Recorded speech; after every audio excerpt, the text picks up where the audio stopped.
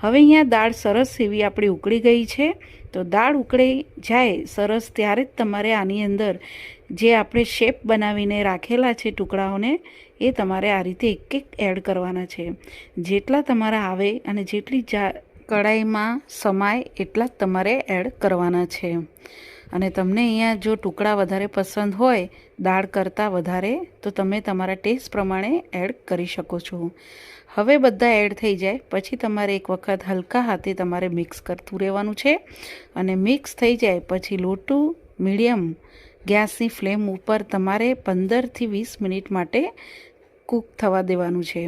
અને પછી આ રીતે તમારે ઢાંકવાનું, પણ ઢાંકણું અહીંયા તમારે આ રીતે પૂરું નહીં ઢાંકવાનું, અડધું ઢાંકવાનું, જેથી દાળ બધી બહાર ના આવે. હવે આપણે આને કૂક થવા દઈશું. 15થી 17 મિનિટ જેવું થશે. પછી તમે ખોલીને જોશો તો બધી ઢોકળી આ રીતે ઉપર